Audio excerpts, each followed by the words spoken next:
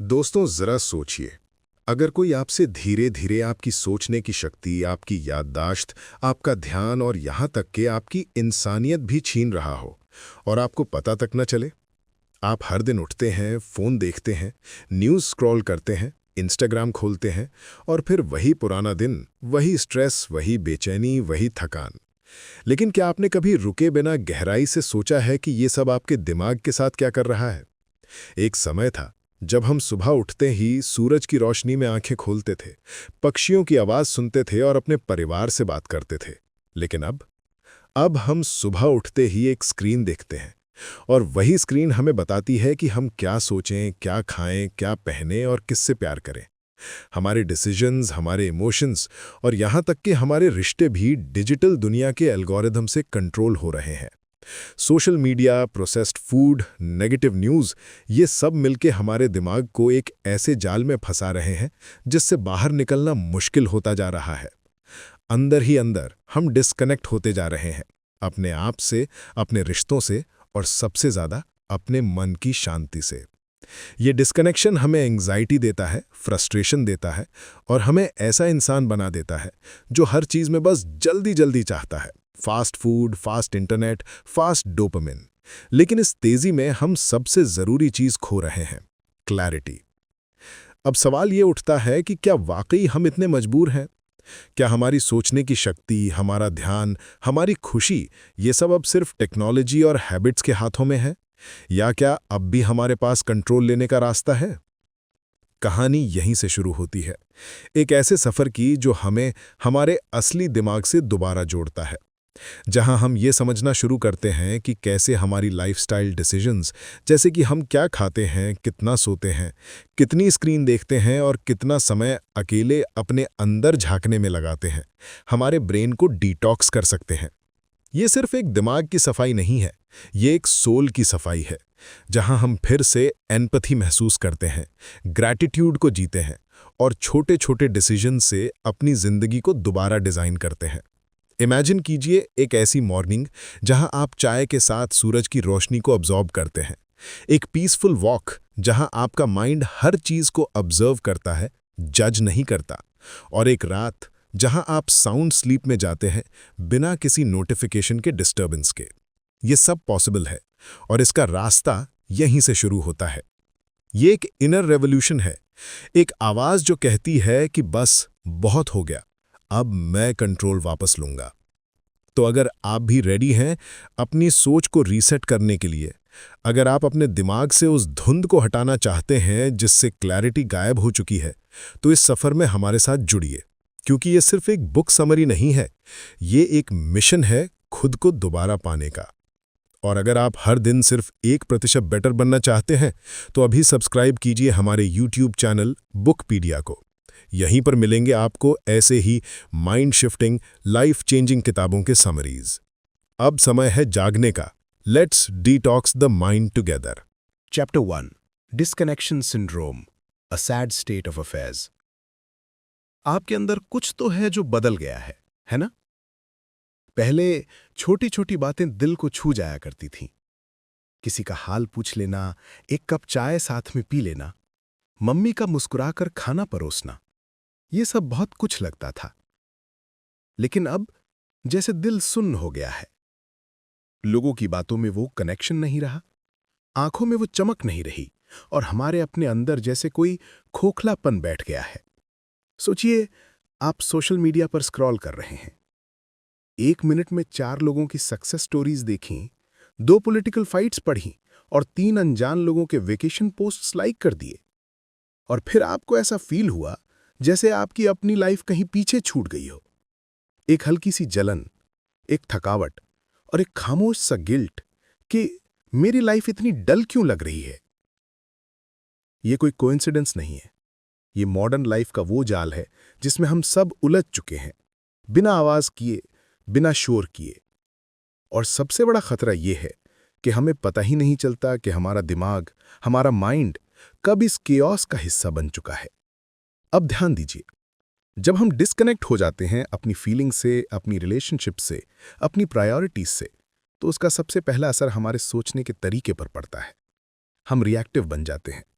हर चीज का फौरन जवाब देना है, हर बात का फैसला जल्दबाजी में लेना है, हर इमोशन को दबा देना है। और जब ये सब रोज रोज होता है तो हमारा ब्रेन एक सर्वाइवल मोड में शिफ्ट हो जाता है। धीरे धीरे हम डिस्ट्रैक्ट रहने के आदी हो जाते हैं। जैसे साइलेंस से डर लगने लगता है, अकेले बैठना अनकंफर्टेबल लगता है, और खुद से बात करने की आदत वो तो कहीं पीछे छूट चुकी होती है। पर क्या आपने कभी सोचा कि क्यों आजकल हर कोई एंग्शियस है, डिप्रेस्ड है, रेस्टलेस है? क्योंकि हमारी पूरी दुनिया नाउ वर्क्स ऑन डिस्कनेक्शन। हम डिजिटली कनेक्टेड हैं लेकिन इमोशनली एम्प्टी। हमारे पास अनलिमिटेड इंफॉर्मेशन है लेकिन जीरो विजडम। और सबसे दुखद बात यह है कि हम इसे नॉर्मल मान चुके हैं। कभी आपने नोटिस किया, जब आप किसी फ्रेंड से मिलते हैं और दोनों ही मोबाइल में बिजी रहते हैं तो वो मीटिंग कैसी लगती है? जैसे कोई स्पार्क ही नहीं था, जैसे आप दोनों फिजिकली पास थे पर मेंटली दूर। डिस्कनेक्शन सिंड्रोम यहीं शुरू होता है। जब हम लोगों से, खुद से और अपने पर्पस से डिस्कनेक्ट हो जाते हैं तो हमारी सोच की क्लैरिटी चली जाती है, हमारी चॉइसेस इंपल्सिव हो जाती हैं और हम एक ऐसी दुनिया में जीने लगते हैं जहां टेम्पररी प्लेजर डीप हैप्पीनेस को रिप्लेस कर चुका होता है। अब असली सवाल ये नहीं है कि हम कितने बिजी हैं, असली सवाल ये है कि हम किस चीज में बिजी हैं। क्या वो चीजें जो हमारे ब्रेन को डिटॉक्स करती हैं, या वो जो हर दिन उसे और टॉक्सिक बना रही हैं? डिस्कनेक्शन की ये बीमारी धीरे धीरे हमें अंदर से हॉलो बनाती है। हम खुद को दूसरों से कंपेयर करते हैं, छोटी छोटी बातों पर हर्ट हो जाते हैं और हमें समझ ही नहीं आता कि इस इमोशनल फॉग से बाहर कैसे निकलें। लेकिन जहां समस्या है वहीं से सल्यूशन भी शुरू होता है। इस टूटे हुए कनेक्शन को फिर से जोड़ना मुश्किल है लेकिन नामुमकिन नहीं। और इस जर्नी की शुरुआत अवेयरनेस से होती है, ये समझने से कि हम खो कहां गए हैं। जब ये समझ आ जाए कि हमारे चॉइसेस, हमारी एनवायरनमेंट और हमारी हैबिट्स हमारे ब्रेन को कितना इन्फ्लुएंस कर रही हैं, तब हम अपने अंदर वो स्पार्क दोबारा जगा सकते हैं। क्योंकि असली डिटॉक्स किसी जूस या सप्लीमेंट से नहीं होता। असली डिटॉक्स तब होता है जब हम अपनी सोच, अपनी रिलेशनशिप्स और अपने डिजिटल बिहेवियर को कॉन्शियसली रीसेट करना शुरू करते हैं। और यही है उस हीलिंग का पहला स्टेप, डिस्कनेक्शन को रिकॉग्नाइज करना। तभी हम दोबारा कनेक्ट हो पाएंगे, खुद से, अपनों से और उस क्लैरिटी से जो हमारी जिंदगी को फिर से एक मीनिंग देती है। Chapter 2, your brain reward system is hijacked. एक सवाल पूछूं, कभी ऐसा हुआ है कि आपने कहा बस एक रील देखूंगा और 2 घंटे कब निकल गए आपको पता ही नहीं चला? या आपने सोचा था कि आज बस एक छोटा सा ट्रीट खाऊंगा और अगले ही पल आपने पूरी चॉकलेट, फिर एक पैकेट चिप्स और फिर कुछ मीठा खत्म कर दिया? ये सब यूं ही नहीं होता। इसके पीछे है हमारे दिमाग का एक बहुत ही रहस्यमय हिस्सा, हमारा रिवॉर्ड सिस्टम। जब हम कुछ अच्छा महसूस करते हैं, जैसे किसी की तारीफ मिले, किसी टास्क को पूरा करें या कोई पसंदीदा चीज खाएं, तो हमारे दिमाग में डोपामीन नाम का केमिकल रिलीज होता है। यही डोपामीन हमें वो फील गुड मोमेंट देता है। पर अब सोचिए, अगर कोई जानबूझकर आपके दिमाग को बार बार डोपामीन की डोज देने लगे और आप धीरे धीरे उस पर एडिक्टेड हो जाएं तो क्या होगा? यही हो रहा है, हर दिन, हर पल। आज की दुनिया डोपामीन से भरी हुई है।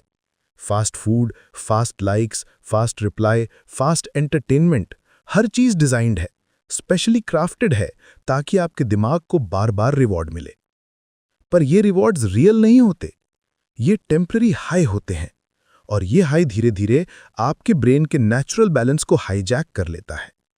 पहले जिन चीजों में हमें डीप हैप्पीनेस मिलती थी, जैसे कि किताब पढ़ना, किसी पुराने दोस्त से बात करना या अकेले बैठकर कुछ सोचना, अब वो सब बोरिंग लगने लगा है। क्योंकि हमारा दिमाग अब हर चीज से इंस्टेंट रिवॉर्ड एक्सपेक्ट करता है। इस हाईजैक का सबसे बड़ा असर पड़ता है हमारे डिसीजन मेकिंग पर। जब हमारा रिवॉर्ड सिस्टम ओवर एक्टिव हो जाता है तो हम लॉन्ग टर्म सोच नहीं पाते। हम बस अब की खुशी चाहते हैं, फ्यूचर का नुकसान देखकर भी अनदेखा कर देते हैं। और यही वो मोड़ होता है जहां हम खुद से डिस्कनेक्ट हो जाते हैं। हम सोचते हैं कि यह हमारी गलती है, कि हम वीक हैं, लेजी हैं, अनडिसिप्लिन्ड है। पर सच्चाई ये है, हमें ट्रेन किया गया है, train to chase dopamine, train to run behind pleasure, even if it costs a peace. अब इमेजिन कीजिए आपका ब्रेन एक कमरे में है। उस कमरे में हर तरफ चमकती लाइट्स, तेज आवाजें, टेम्पटिंग विजुअल्स हैं और हर बार जब आप किसी पर क्लिक करते हैं या किसी चीज को कंज्यूम करते हैं, आपको एक रिवॉर्ड मिलता है। धीरे धीरे आपका ब्रेन उसी कमरे का प्रिजनर कैदी बन जाता है। वो कमरा बंद भी नहीं है, लेकिन बाहर निकलने की इच्छा ही नहीं बची। इसकी वजह से हम सिर्फ डिस्ट्रैक्ट नहीं हो रहे हैं, हम एग्जॉस्ट हो रहे हैं। हमारा ध्यान भटक नहीं रहा, उसे भटकाया जा रहा है। और इस अटेंशन इकोनॉमी में आपकी फोकस ही सबसे बड़ा प्रोडक्ट बन चुकी है। अब जरूरी है कि हम अपने ब्रेन की इस इंटरनल केमिस्ट्री को समझें और उसे रिक्लेम करें, क्योंकि जब तक हम समझते नहीं कि हमारे एक्शंस कैसे ट्रिगर हो रहे हैं, हम उन्हें चेंज ही नहीं कर सकते। हम किसी ट्रैप में फंसे हुए इंसान की तरह बस गिल्ट फील करते रहेंगे, पर बाहर नहीं निकल पाएंगे। इसलिए अवेयरनेस ही पहला स्टेप है, ये जानना कि हमारा ब्रेन हैक हो चुका है। और जब आप ये देखना शुरू करते हैं कि हर स्क्रॉल, हर बाइट, हर नोटिफिकेशन आपको किस तरह ललचा रही है, तभी आप अपनी पावर वापस लेना शुरू करते हैं।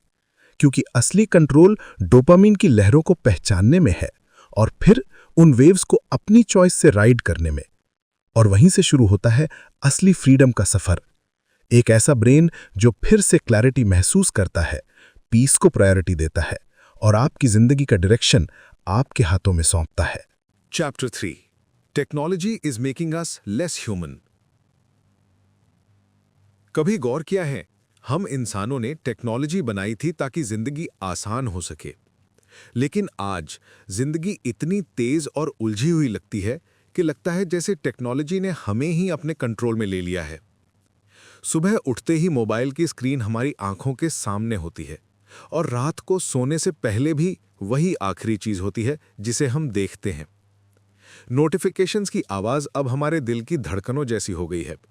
हर वाइब्रेशन पर लगता है जैसे कुछ जरूरी छूट ना जाए। लेकिन जो वाकई जरूरी है, शांति, कनेक्शन, प्रेजेंट मोमेंट, वो सब पीछे छूट जाता है।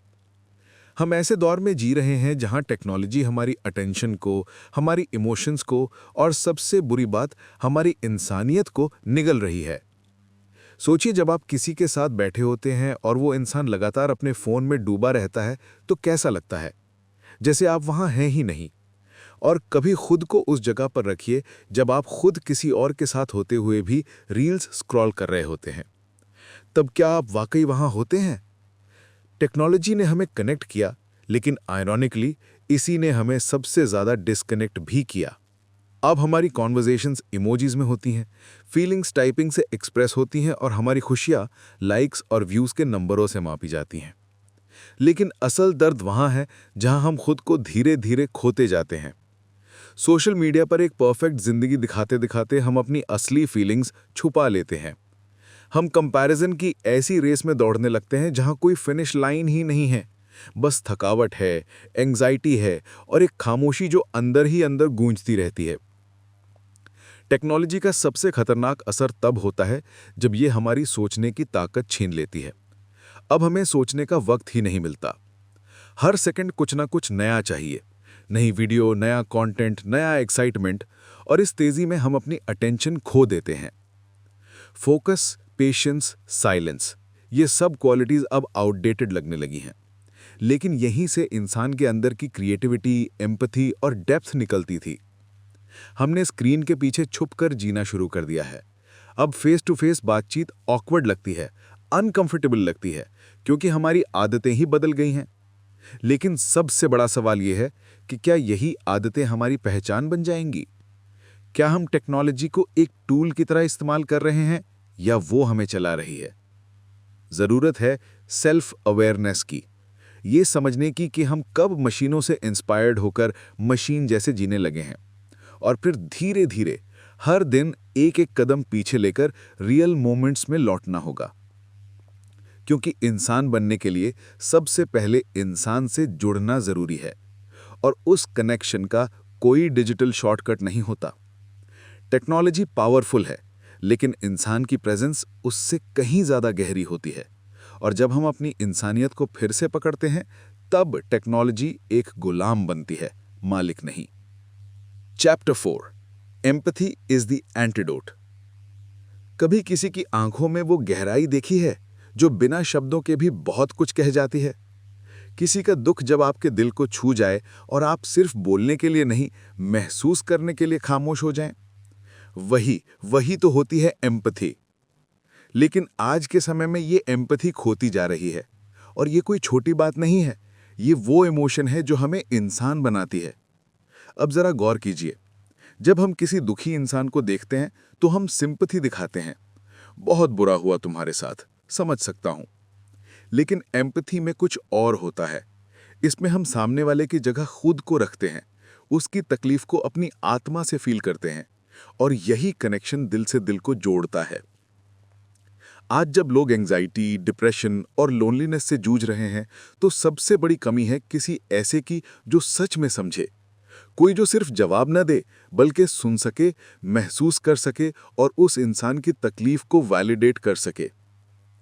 लेकिन प्रॉब्लम यह है कि हमारी फास्ट पेस, डिजिटली ड्रिवन दुनिया में अब सब कुछ ट्रांजैक्शनल हो गया है। दोस्ती भी चैट पर होती है, प्यार भी इमोजी से एक्सप्रेस होता है, और दर्द भी एक व्हाट्सएप स्टेटस बनकर रह जाता है। एम्पैथी के बिना हम बस फंक्शन कर रहे हैं, जी नहीं रहे।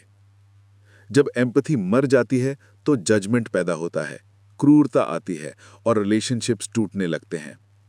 घरों में लोग साथ रहते हैं पर एक दूसरे की फीलिंग से कोसों दूर होते हैं। कपल्स एक ही बिस्तर पर सोते हैं पर इमोशनल कनेक्शन ऑलमोस्ट खत्म हो चुका होता है। एम्पैथी का मतलब है किसी की बात को पूरी तरह सुना जाए, बिना टोके, बिना सलाह दिए। सिर्फ इतना कहा जाए कि मैं हूं यहां और मैं तुम्हारे साथ हूं। अब सोचिए, अगर हर इंसान थोड़ी सी एम्पैथी प्रैक्टिस करने लगे तो इस दुनिया का रूप ही बदल जाए। एम्पैथी बच्चों में कंपैशन पैदा करती है, युवाओं में पेशेंस और बुजुर्गों में संतोष। ये रिश्तों में हीलिंग लाती है और समाज में कनेक्शन। पर एम्पैथी सिर्फ दूसरों के लिए नहीं होती, ये खुद के लिए भी उतनी ही जरूरी है।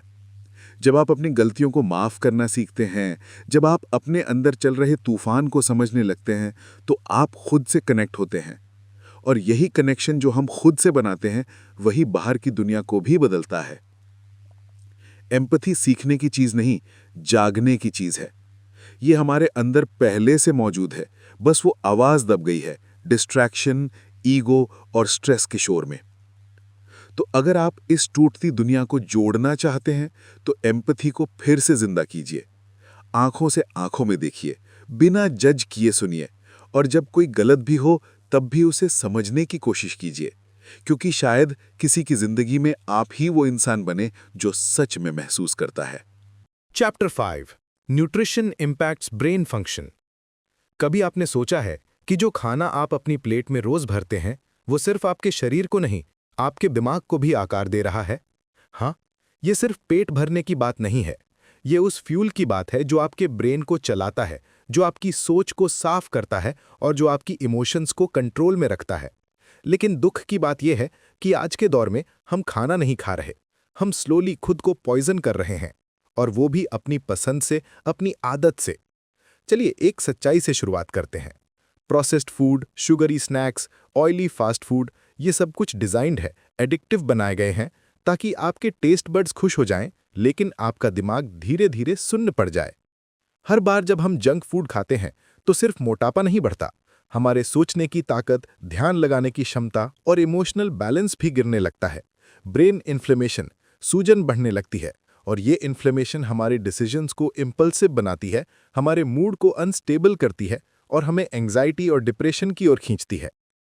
आपने नोटिस किया होगा, जब आप दिन भर अच्छा खाना खाते हैं तो माइंड में क्लैरिटी महसूस होती है, लेकिन जब दिन भर बस चाय, समोसे, चॉकलेट और कोल्ड ड्रिंक चला हो तो माइंड फॉगी लगता है, हैवी लगता है। यही फर्क है ब्रेन फ्रेंडली न्यूट्रिशन और ब्रेन ड्रेनिंग जंक के बीच। अब बात आती है शुगर की। शुगर एक साइलेंट अटैकर है। ये हमें शॉर्ट टर्म एनर्जी का इल्यूजन देता है, लेकिन लॉन्ग टर्म में ये हमारी मेमोरी, फोकस और इवन स्लीप तक को बर्बाद कर देता है। और बात सिर्फ शुगर तक सीमित नहीं है। Highly processed carbs, preservatives, chemical लेस्ड snacks, ये सब धीरे धीरे हमारे ब्रेन को स्लो कर देते हैं, डल बना देते हैं। हमें पता भी नहीं चलता कि हमारा लो एनर्जी, लो मोटिवेशन और कांस्टेंट इरिटेबिलिटी की जड़ क्या है, जबकि जवाब हमारी थाली में ही छिपा होता है। अब इमेजिन कीजिए, अगर आप हर दिन ऐसा खाना खाएं जो आपके ब्रेन को नर्चर करे, हील करे, क्लैरिटी दे, तो आप खुद सोचिए आपकी लाइफ किस डायरेक्शन में जाएगी। Fruits, leafy greens, omega 3 rich nuts, hydration, whole grains, ये सब आपके ब्रेन के लिए जैसे प्रीमियम फ्यूल है। जैसे कोई फरारी को सस्ते तेल से नहीं चलाता, वैसे ही हमारा ब्रेन भी सस्ते, प्रोसेस्ड और टॉक्सिक फूड से नहीं चल सकता। न्यूट्रिशन कोई डाइट प्लान नहीं है, ये एक माइंडसेट है।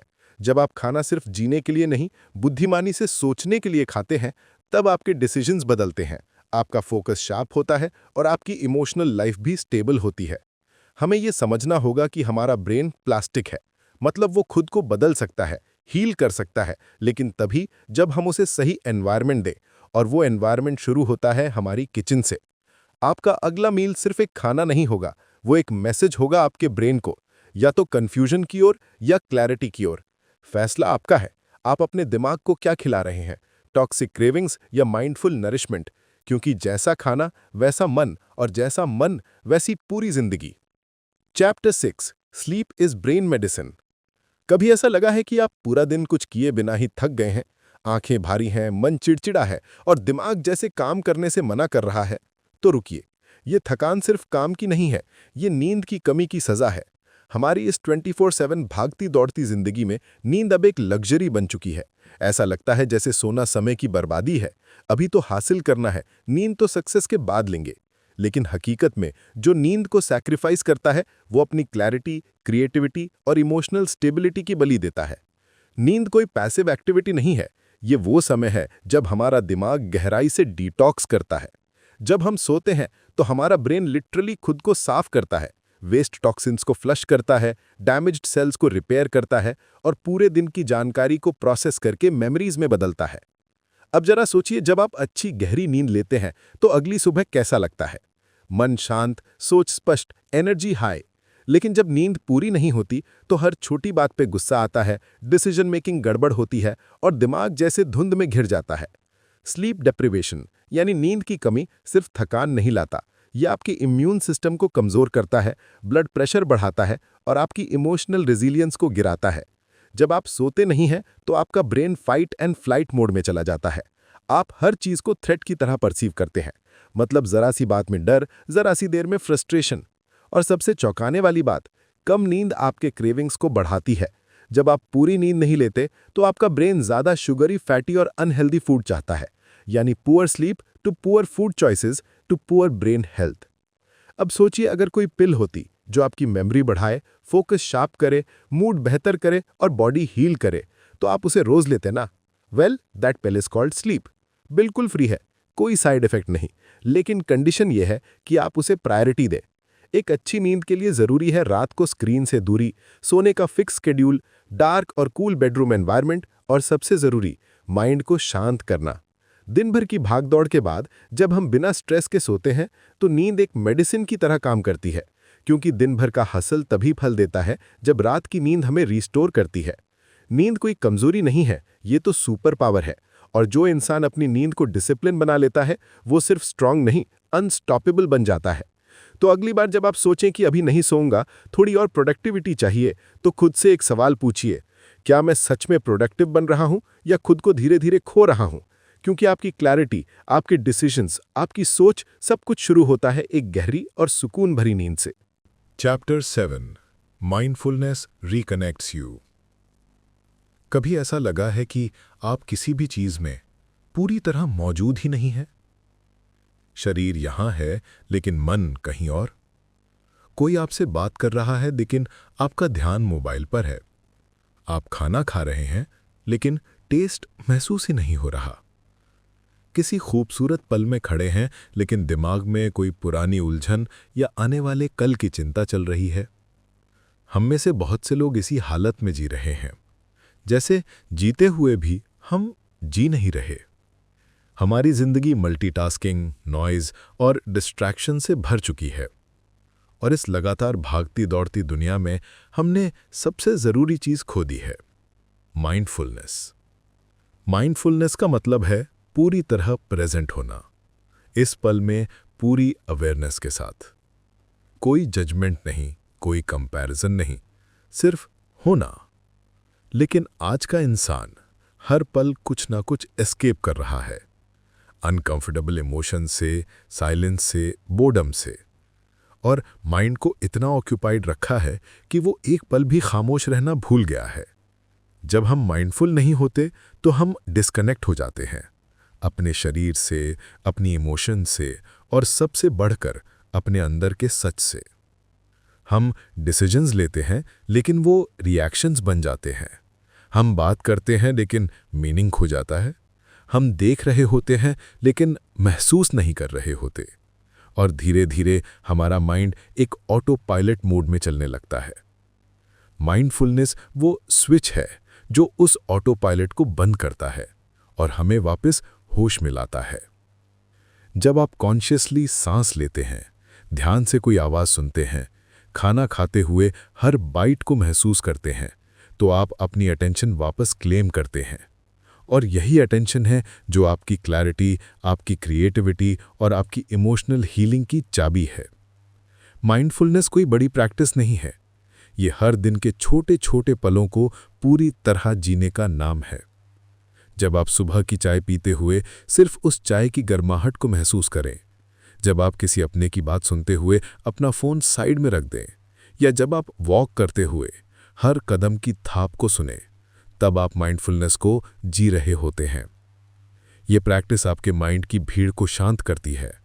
वो ओवरथिंकिंग, वो इनर नॉइज़ जो आपको थका देती है, माइंडफुलनेस उसे डिसॉल्व कर देती है। और जब नॉइज़ कम होता है तो अंदर से एक साफ आवाज़ आती है, आपके इंट्यूशन की, आपकी सच्ची ज़रूरतों की। माइंडफुलनेस आपको स्लो नहीं बनाती, आपको सच में अलाइव बनाती है। और जब आप पूरी तरह जागकर जीने लगते हैं तो हर इमोशन, हर थॉट, हर एक्सपीरियंस आपके लिए एक लर्निंग बनता है। तब आप लाइफ से भागते नहीं, उसे पूरी तरह एक्सेप्ट करते हैं। शुरुआत बस एक पल से होती है, अभी इस पल से। अपनी सांस पे ध्यान दो, महसूस करो और बस यहीं रहो, क्योंकि यही पल है जहां जिंदगी सच में होती है। ना पास्ट की गलती में, ना फ्यूचर की चिंता में, सिर्फ अभी। माइंडफुलनेस कोई थेरेपी नहीं, ये आपके और आपके बीच का सबसे सच्चा रिश्ता है। और जब ये रिश्ता गहरा होता है तो दुनिया की कोई भी तकलीफ आपको पूरी तरह तोड़ नहीं सकती। तो अब जब आप यहां तक पहुंच चुके हैं तो एक पल के लिए रुकिए और खुद से एक सवाल पूछिए, क्या मैं वाकई अपनी जिंदगी फील कर रहा हूं या बस गुजार रहा हूं? इस भागती दौड़ती दुनिया में जहां हर चीज तेज, लाउड और डिस्ट्रैक्टिंग है, हमने सबसे कीमती चीज खो दी है, खुद से जुड़ाव। हमारा माइंड ओवरलोड हो चुका है। Processed food, digital noise, endless comparisons, emotional numbness. और इसी केओस में हम भूल चुके हैं कि क्लैरिटी, पीस और रियल हैप्पीनेस मिलती कहाँ है। लेकिन अब वक्त है जागने का, वक्त है इस डिस्कनेक्ट को पहचानने का और धीरे धीरे एक एक बदलाव से अपनी जिंदगी को वापस अपने हाथों में लेने का। एक अच्छी नींद, माइंडफुल वॉक, हेल्दी खाना, एक गहरी सांस, किसी को दिल से सुन लेना या खुद को एक पल के लिए माफ कर देना, ये सब कोई छोटे काम नहीं है। यही है असल डिटॉक्स। यही हैं वो सीड्स जो आपकी सोच को फिर से उगाते हैं, अंदर से स्ट्रांग बनाते हैं। टेक्नोलॉजी आपके लिए है, आप उसके लिए नहीं। रिवॉर्ड सिस्टम आपके अंदर है, वो आपकी पहचान नहीं। और क्लैरिटी कोई लग्जरी नहीं, आपका हक है। अब फैसला आपको करना है, क्या आप उसी पुराने ऑटो पायलट पर चलते रहेंगे या अब अपने दिमाग की स्टीयरिंग वापस अपने हाथों में लेंगे? क्योंकि जब आप अपने माइंड को रीसेट करते हैं, जब आप अपने थॉट्स, चॉइसेस और हैबिट्स को अवेयरनेस के साथ चुनते हैं, तभी आप उस दुनिया की ओर बढ़ते हैं जहां सक्सेस सिर्फ बाहर नहीं, अंदर भी मिलती है। अब वक्त है खुद से रिकनेक्ट करने का, खुद को रीसेट करने का और अपनी जिंदगी को दोबारा रिक्लेम करने का। ये सफ़र लंबा हो सकता है, लेकिन आप अकेले नहीं हैं। हर उस पल में जब आप खुद पर काम कर रहे होते हैं, आप दुनिया को भी थोड़ा बेहतर बना रहे होते हैं। अब आगे का कदम आपका है। धन्यवाद।